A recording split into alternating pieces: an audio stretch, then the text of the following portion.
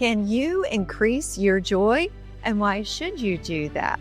I'm your host, Tina Yeager, and welcome to Flourish-Meant, where I had the privilege of interviewing author, speaker, and comedian Carrie Murphy at the National Religious Broadcasters Convention. You might hear a little bit of background noise, but it's totally worth listening to her interview. She's delightful, and I know that she will lift your hearts. I look forward to sharing this interview with you. Welcome, Carrie. Hi. I'm so glad to be here. I'm so glad that we are able to dive into joy today. Let's do it. Dive into joy. I love that. Yeah. Yes. Let's talk about what your take is on why we need to have more joy. And is that really possible? Ooh, such a good question to start us off. Yes. Well, first off, I grew up in a more fundamentalist Christian environment where I wouldn't say joy was the priority. I would say obedience was kind of a white-knuckled grip on our faith. We took it really seriously. And I have a more carefree, exuberant personality that I didn't really felt like had a place in the church. So I would sort of turn off my exuberance to go into a spiritual environment. And lately, God's been showing me that joy, that laughter even, are part of His creation. He wants us to have joy. He wants us to have His joy specifically. So why don't we make more of it? I believe laughter is holy, and that life is too short to be taken too seriously, and that joy is the catalyst for getting us through this really hard thing called life, right? Joy is the lamp that God uses to lead us through the valleys. It can be medicinal. It can be healing. So I truly believe in the power of joy, the power of laughter, and using that in a God-glorifying way to get us through the hard times. And absolutely, God has used His sense of humor to help me through things as well. Can I tell you a quick story about that? I'd love to hear that. Okay, so I'm a Christian comic, and I get hired to do gigs, and I never know what client's coming or what's coming my way. And speaking of the importance of joy, I got a call from a woman who had recently lost her husband. So she's newly widowed, and she contacted me to do the funeral. She did, because she said her husband hated to be sad, and she wanted to honor him in a way that was uplifting, that he'd enjoy. She wanted joy to be in the room there with us. So I learned about him for 3 hours. I interviewed her, learned all about her husband, and I did his entire eulogy. It was just me. I did the whole funeral, and it was all funny. So you wouldn't think that those two things go together, but I think they absolutely do. It's the bitter and the sweet is what gets us through the bitter. So we had a comedy set in a church on behalf of this man, and I think it was very God-glorifying, very therapeutic, and I'm so curious to see what other spaces God's going to bring His joy into, but even funerals. So you just never know. But I think it is that powerful. It can be that powerful joy.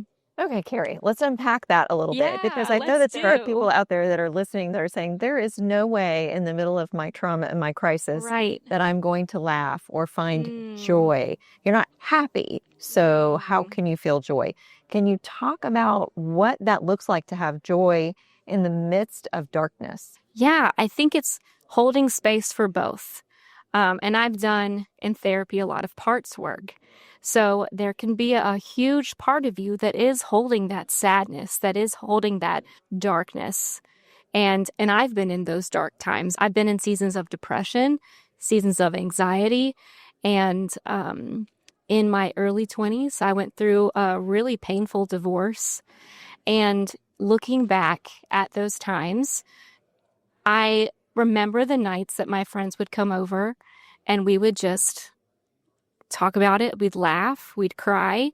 There was space for both. So I think a part of you can hold all of that grief, while another part of you can just say, okay, there's some things in this that are just laughable. Or even though I'm feeling all this darkness, I know that there's an author and creator of my being. I have access to him and access to his joy. So it's not even that we're manufacturing it or trying to cultivate it on our own.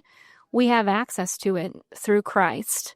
So no matter our circumstance, no matter if we're in the valley or on the mountaintop, we can ask him for his supernatural joy, supernatural peace, and he will be faithful to give it.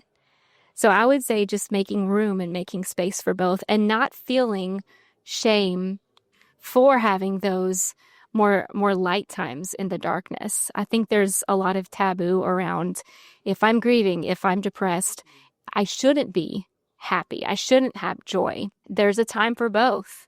There's a season for both. And I think, like I said, joy is one of those things that pushes us through the darkness. And he has it in abundance if we only ask. It seems more likely that we would want to choose any other solution besides joy and humor to get us through a dark time. We can go to what the doctors say, we can go to what the culture says.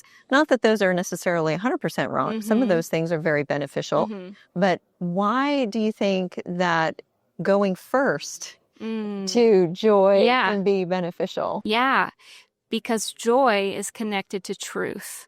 So the truth of the Bible, God's promises that he will be with us, that blessed are those who mourn, they'll be comforted. The joy comes from knowing the promises that God has for us in the Bible. And if we're focusing on what the Bible says and not our circumstances, joy will radiate from that. Because you know that even though I'm sad, I'm stressed, anxious, whatever it is, fill in the blank, I know that because of the truth in the Bible, that he's working this for my good. He's going to get me through this. None of my tears are wasted. He holds my tears in jars, is what the Bible says. I absolutely love that. And that makes me feel joy. So if we're staying in the weeds, if we're staying in the darkness, sometimes that can mean that we're not holding on to or reflecting on the truth and promises of the Bible.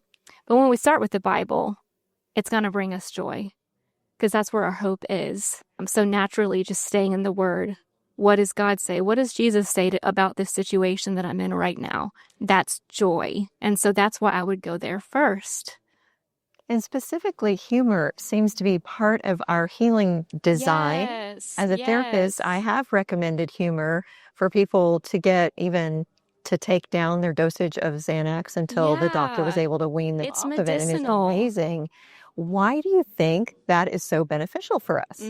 I think that if we can laugh through our situations, it dispels shame and it makes us vulnerable because laughter requires vulnerability.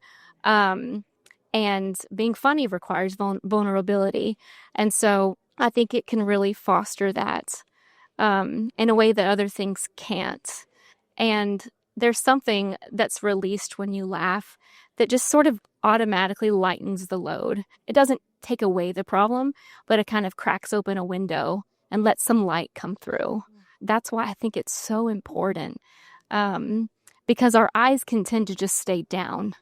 And like I said, we get very serious about things, and we can be serious while also looking up at our hope, at our joy. Even if we're not there at the time, it can be a, hey, there's light at the end of the tunnel, and just be a quick break from all the hard. So how can people stay connected with you, Carrie, and get more light and more joy for all the amazing things that you offer? Yes. So they can go to my website at thecarriemurphy.com. And I also have a 9-episode comedy series on K-Love On Demand. So yes, if you're out there, I would love to meet with you, love to be friends, love to connect, and cultivate joy together because we need it. We really do. We need more joy. We need more laughter. Thank you, Carrie. This has been amazing. Thank you so much. I loved it. Brightened my day and given me more. Yay! Let's go. Great to meet you.